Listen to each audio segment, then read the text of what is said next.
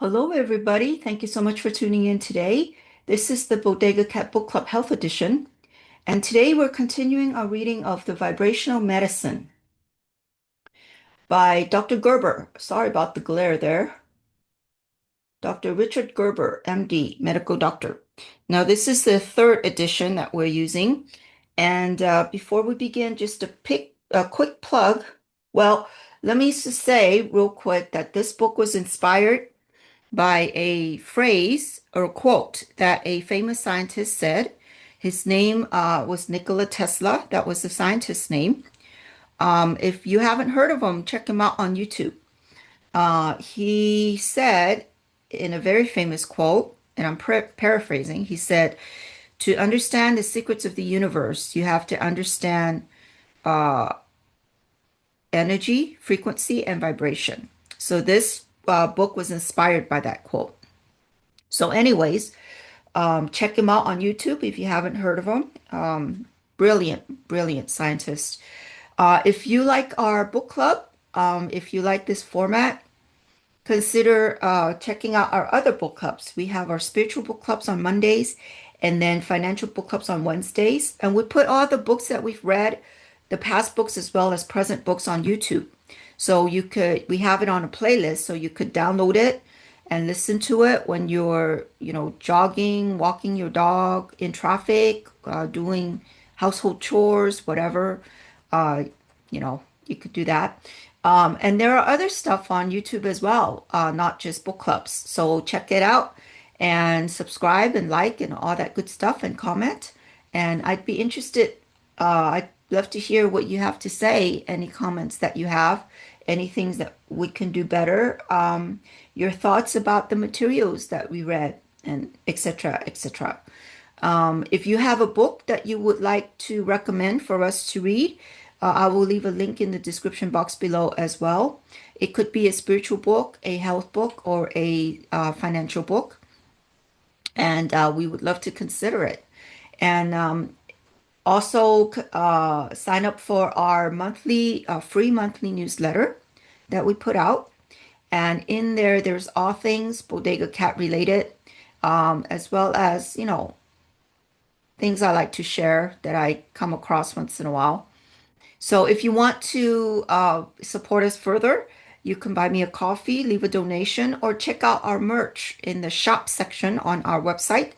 We have many different types of merch for your fur babies, for your pets, as well as for humans. So check that out.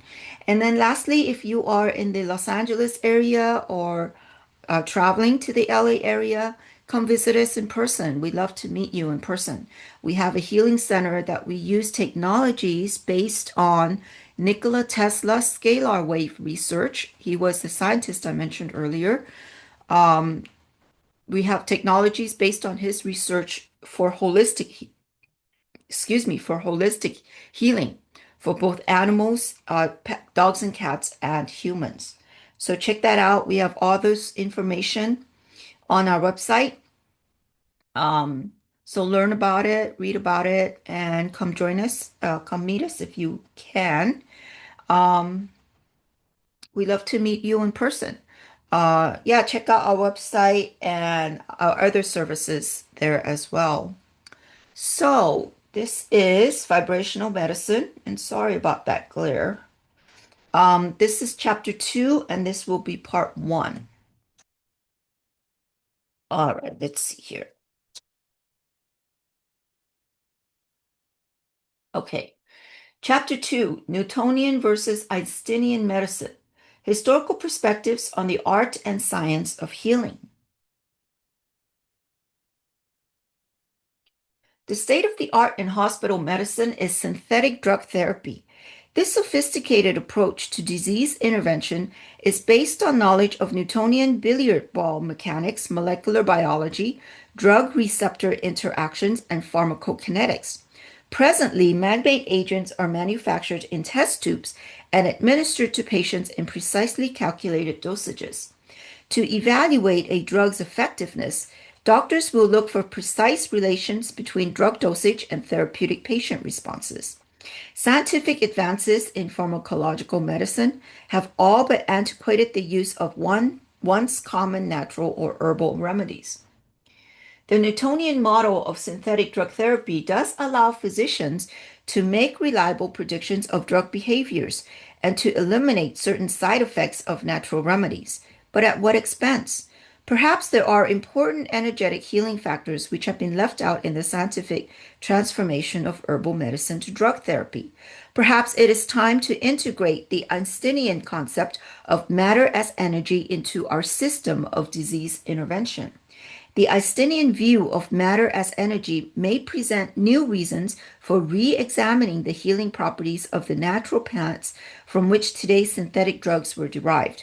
To understand why medicine has remained focused on its present Newtonian level of modeling, it may be useful to examine the history and evolution of drug therapy from its earliest roots. Herbal medicine, drug therapy's earliest beginnings. Contemporary physicians tend to view herbal medicine as a somewhat primitive approach to healing. The image of the herbalist envisioned by most scientific doctors is that of the traditional healer or witch doctor. The true jungle medicine, as practiced in tribal societies, consists of administering various herbs and roots indigenous to the geographical region as prescribed for scientific maladies by a traditional healer. Although this might be the nature of the healing arts in various primitive African tribes today, it also describes the way medicine was practiced by doctors in Europe and Asia for centuries. Among the earliest known records describing the practice of herbal medicine is in Pen Cao. This document, left by an ancient Chinese herbalist, dates back to the year 2800 BC and lists 366 plant drugs used to heal various ailments. Perhaps the most famous of the early herbal medical textbooks was the original Materia Medica. It was created in the 1st century AD by Pedanius Dioscorides, an army surgeon from Asia Minor. Okay, looks like there is a footnote. I'm not going to read that. You guys can, if you have the book, you guys can check it out. But there is a footnote about that.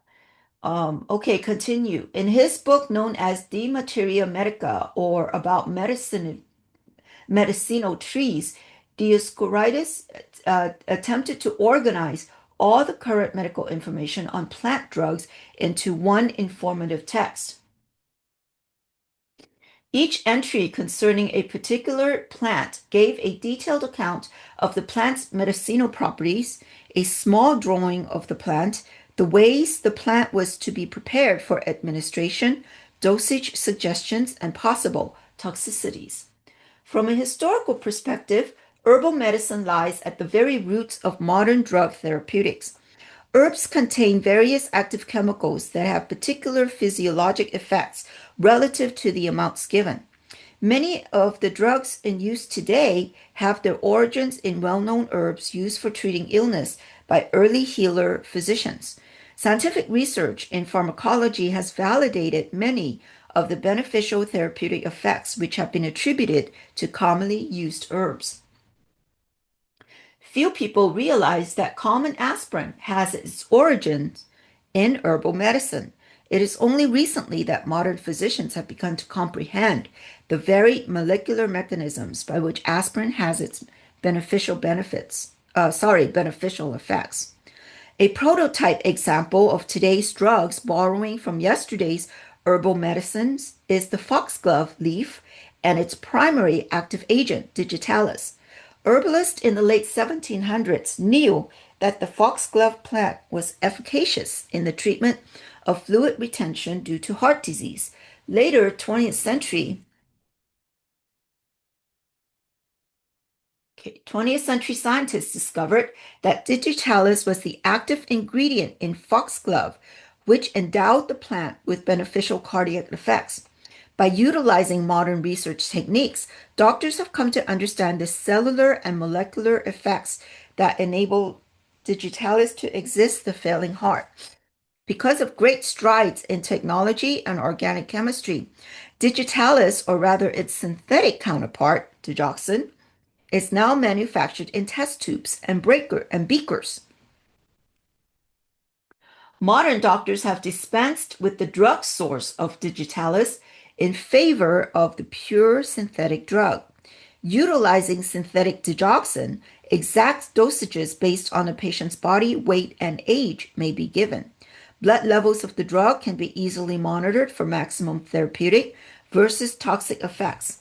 In a sense, drug therapy is a cleaner form of herbal medicine by isolating the active substances within known healing plants. The herbs themselves are replaced by pills and potions, which contain synthetic versions of the active plant ingredients. One criticism of the newer drug approach as compared to herbal medicine is that there are so many different substances present within the natural plant that it is sometimes hard to distinguish and isolate all of the physiologically therapeutic chemicals.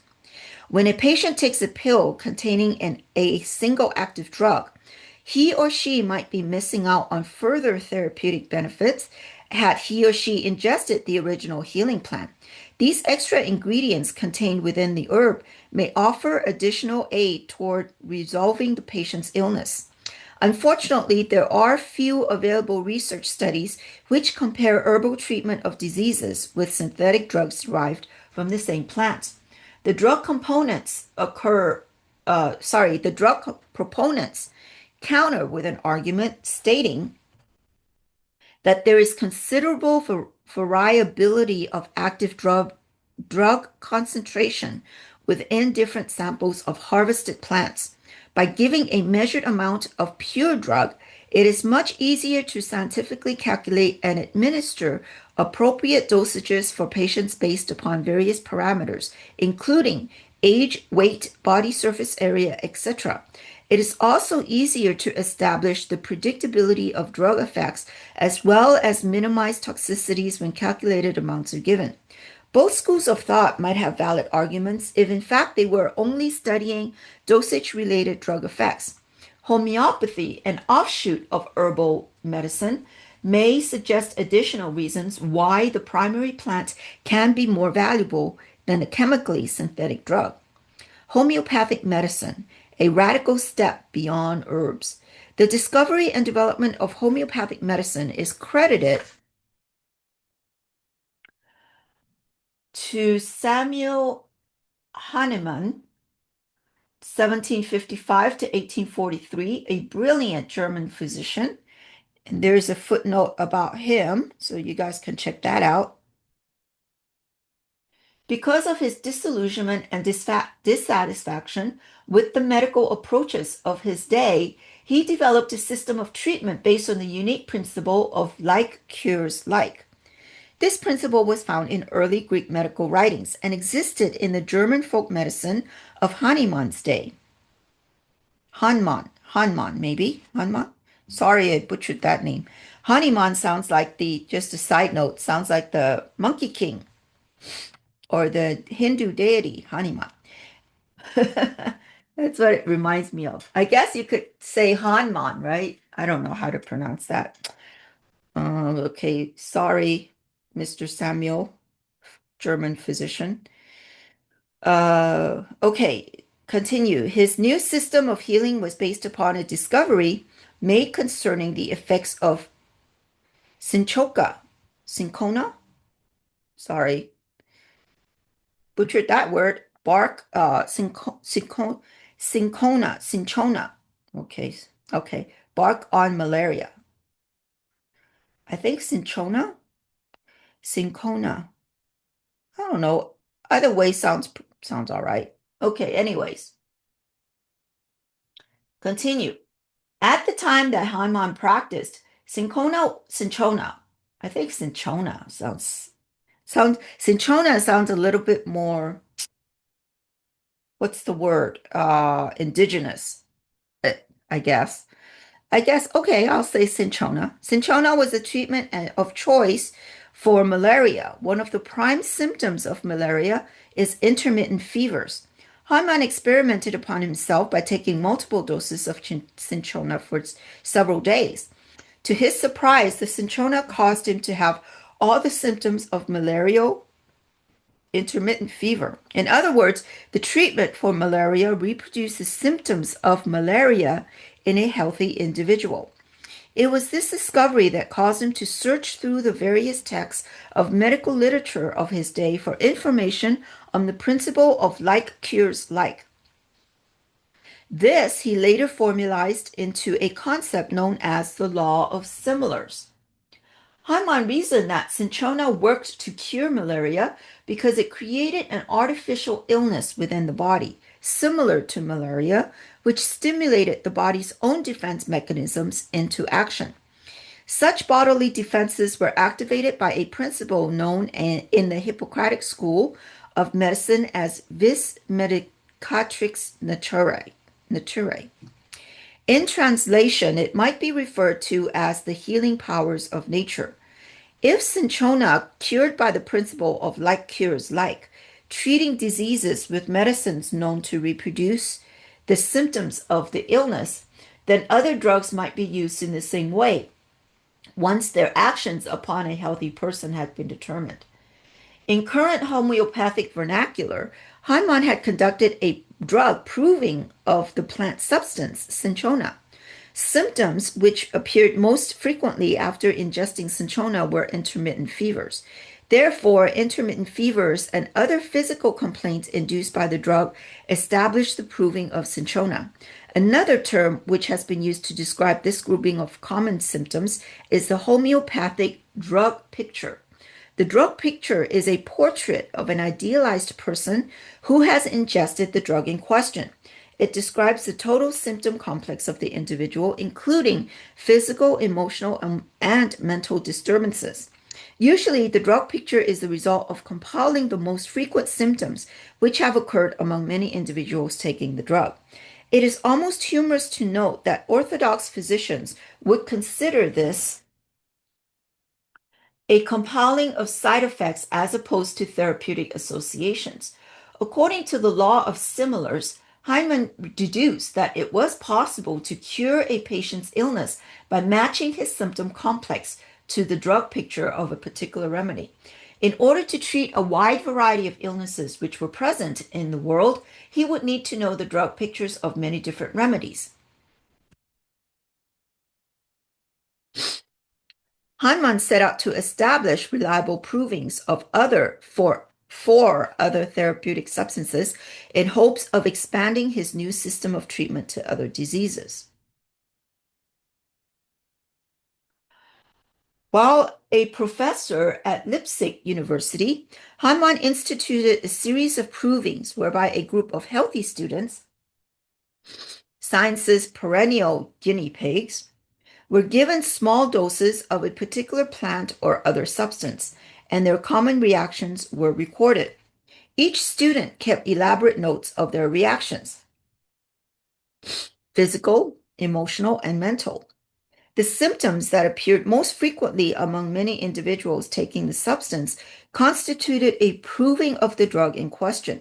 Based upon the drug proving's common reactions found to each drug, a new materia medica began to evolve. Indications for the healing use of a particular plant remedy was determined by the symptoms the plant induced in a healthy person. And this particular sentence is italicized by the author, so I'm going to read it again. Indications for the healing use of a particular plant remedy was determined by the symptoms the plant induced in a healthy person. According to this new principle of like cures like, cinchona was ideal for treating malaria because it produced malaria's symptoms in someone healthy. A homeopathic remedy was chosen to treat an illness based upon its ability to reproduce the patient's total symptom complex in an otherwise healthy person.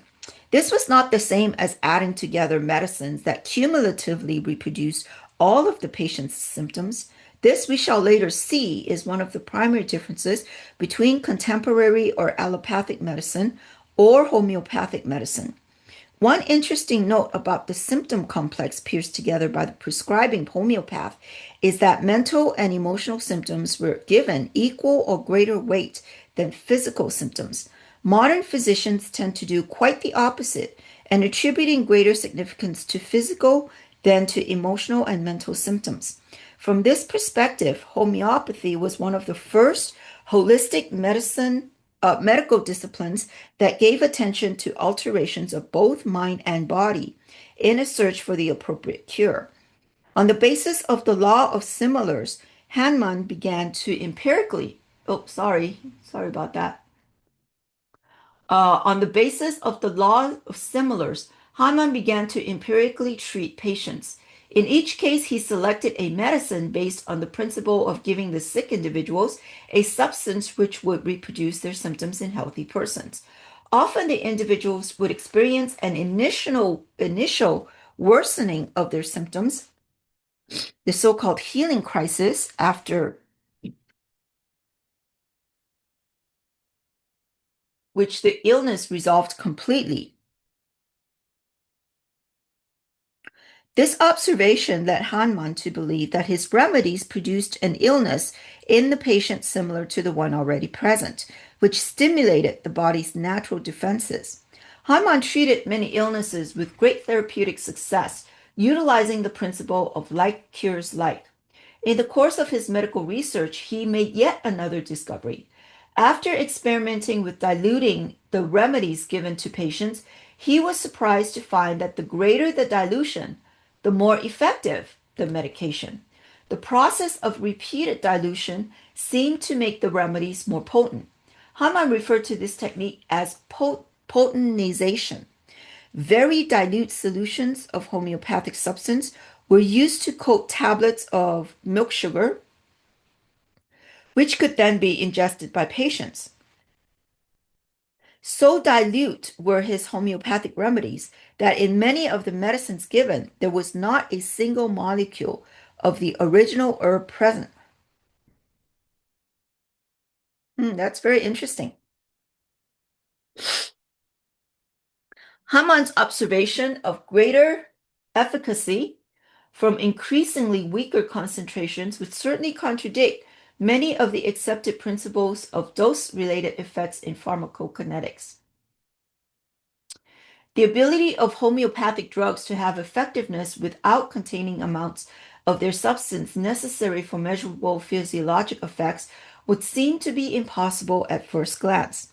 Many allopathic doctors, in scoffing at the lack of theoretical efficacy in treating patients with such small drug doses, use the term homeopathic dosage in jest when referring to conventional medicines given in inadequately small doses for the necessary effects.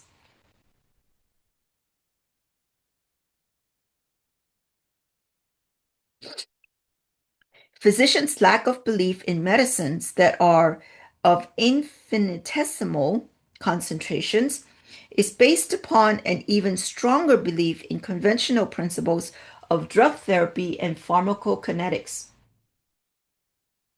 Hyman's observations do not fit in with the Newtonian principles of action and reaction, which underlie current medical thinking. According to pharmacokinetic reasoning, one must have significant dosages of drugs to produce measurable, reproducible physiologic effects. Conventional physicians have learned that for administered drugs to have therapeutic effects upon the body's cellular receptors, they must be given in dosages adequate to produce measurable blood levels. It is possible for a substance of undetectable concentration to have effects upon the physical body. Homeopaths believe that microdoses interact with the human subtle energetic system, which is so integrally related to the physical cellular structure. How this is possible is not well understood at this time, even by the homeopathic physicians themselves. A possible rationale for how homeopathic medicines may work will be presented here. But first, a bit of research on some seemingly unrelated subjects must be discussed. This material will give a background and foundation for the explanation of homeopathic energetic principles that will follow. By understanding the energetic mechanisms behind homeopathy, it will also be easier to comprehend how other subtle energy or vibrational medicines work. Surprisingly, we first need to delve into the subtle energetic properties of ordinary water, the most abundant substance on our planet. The wonders of water, what makes it all possible. Water is a very special substance. It covers two-thirds of the surface of planet Earth. It also constitutes 99% of the molecules making up the human body. There is much known about the basic physical properties of water, but very little was known until recently about the subtle energy properties of water. Much of the preliminary evidence for these special properties comes from studies on the effects of laying on of hands healing conducted in the 1960s. Of all the healing research carried out during that period, the most significant groundbreaking work was done at McGill University in Montreal by Dr. Bernard Grad. And there's a footnote about Dr. Grad there. You guys can check it out if you have a book. Okay, Grad was interested in finding out if psychic healers had real energetic effects upon patients. Well, just a side note, the answer to that is yes. Uh, a brief answer. Short answer is yes. Okay. Above and beyond what might be due to belief and charisma, he wished to separate the physiologic effects of emotion, the so-called placebo effect, from true subtle energetic effects on living systems. To study this phenomenon, he created a series of experiments which substituted plant and animal subjects for human patients in order to eliminate the known effects of belief. Of greatest relevance here is Grad's work with barley seeds. To create a sick plant patient, Grad soaked barley seeds in salty water, which is a known growth retardant. Rather than work directly with the seeds, Grad had a healer do a laying on of hands treatment on a sealed container of salt water, which was to be used for germinating the seeds. The barley seeds were placed by lab assistants in salt water taken from untreated or healer-treated water containers, arbitrarily labeled 1 or 2. Only Grad knew the correct identity of the saltwater bottles. The seeds were separated into two groups, differing only in the salt water with which each group was initially treated. Following saline treatment, the seeds were placed in an incubator and studied for signs of germination and growth. Percent germination of seedlings was calculated and statistically compared between the two groups. Grad found that seeds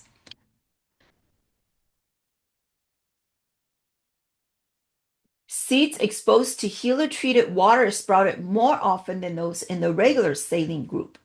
Following germination, the seedlings were then potted and placed in similar conditions of growth.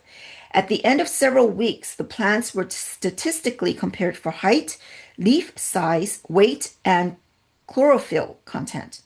Grad discovered that plants watered with the healer-treated water were of greater height and chlorophyll content. His experiment was repeated a number of times in the same laboratory with similar positive results. Following publication of Grad's work, other labs in the United States had success in reproducing his results utilizing different healers. Because of his success, Grad utilized the same experimental protocol to test other subtle energetic effects upon seedling growth rate. Of particular interest was Grad's success in stimulating the growth rate of plants utilizing water treated with common magnets. Although skeptical scientists hypothesized that Grad's healer was cheating by palming magnets, sensitive magnetometers were unable to detect such fields around the healer's hands. More recent studies by Dr. John Zimmerman utilizing ultrasensitive squids which is a superconducting quantum interference devices, as magnetic measuring tools have detected weak but significant increases in the magnetic field emanations of healers' hands during the healing process. And there's a footnote about that process, I think. So you guys can check that out. Although the signals emitted by healers' hands during healing were several hundred times that of background noise, these levels of magnetism were still significantly weaker than those produced by the magnets which Grad was using in his experiment. This finding will have great significance when we later discuss the nature of healing energy. Another unusual variation thought up by Grad consisted of giving water to psychiatric patients to hold. This same water was then used to treat barley seeds. Interestingly enough, water energized by patients who were severely depressed had the reverse effect of healer treated water in that it suppressed the growth rate of seedlings. Because of the positive growth effects attributed to the healer treated water, Grad carried out chemical analysis on this water to see if energizing had caused any measurable physical changes. There were significant changes in infrared spectroscopy analysis of healer-treated water. This test revealed that the atomic bond angle of the water had shifted slightly from normal. Minor shifts in the molecular structure of healer-treated water also produced decreased hydrogen bonding between water molecules. Testing confirmed a significant decrease in the surface tension of healer-treated water, a result of the altered hydrogen bonding between the energized water molecules. Curiously, magnet-treated water showed similar decreases in surface tension as well as positive effects in stimulating plant growth. And there is an endnote about that. You can read about it. Studies by Douglas Dean and Edward Brame, another footnote on that, or endnote on that. And more recently, Stephen Schwartz with Edward Brame and others, is another endnote on that one, have replicated Grad's findings of alterations in infrared spectroscopy and bond angle changes in healer-treated water. This material has been presented not so much for its relevance to psychic healing, but because of the significance of these findings in illustrating the subtle energetic properties of water. This is a critical point which has been missed by most researchers familiar with these experiments on healing. It would appear that water can be charged with and then store various types of subtle energies. Subtle energy of both a beneficial and detrimental nature can be stored, as evidenced by Grad studies utilizing healers and depressed patients. Treated water was able to induce measurable changes in plant physiology and growth, although there were no physical substances added to nor detected in the water. During the process of energizing, the healers had no physical contact with the water within the sealed flasks. Their hands were separated from the water by the glass walls of the containers. These experiments on the subtle energetic properties of water have relevance in examining the known property or the known principles of drug therapy versus the unknown mechanisms of homeopathy. According to modern pharmacokinetic theory, it is important to give patients a high enough drug dosage to obtain therapeutic blood levels. Most drugs cause what are known as dose-dependent effects. The higher the amount of drug given, the more potent the physiological effects. Conversely, in homeopathy, the more dilute the drug dosage, the more powerful its effects. Drug solutions used to make homeopathic remedies are so dilute they are unlikely to contain even single molecules of the original substance, yet they appear to have powerful healing effects. This would seem to be paradoxical in view of the physical need of adequate numbers of drug molecules to achieve the desired therapeutic effect. Although cases of successful treatments of illness using homeopathic remedies have not been presented here, many physicians have documented homeopathic cures of physical diseases. And there is an endnote about that if you want to read further. Assuming that homeopathy does work, we are confronted with evidence that is unexplainable by the current cause and effect analysis of Newtonian dynamics as applied to pharmacology. The failure of the Newtonian theories to account for such observable,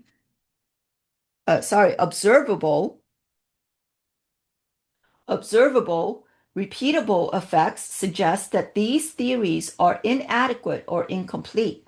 Returning to healer treated water, we are presented with a case similar to homeopathy, whereby a medicine containing no physical molecule of drug is able to have curative powers. It is possible that there is something besides drug molecules in homeopathic and healer treated solutions. Oh, it's a question. Okay. Is it possible that there is something besides drug molecules in homeopathic and healer treated solutions that offers therapeutic benefits? The Einsteinian or subtle energetic model may suggest reasons for the possible healing properties of such dilute molecular solutions. Wow. Okay. We will end here for now. Interesting paragraph about the psychic healing. So, anyways, I hope you enjoyed that. And yeah, so we will see you next time in our book clubs, in our next book club. And in the meantime, check out our YouTube channel and sign up for our newsletter. Okay, in the meantime, have a great day, great evening, great afternoon, wherever you guys are. And we'll see you again. All right, bye bye now.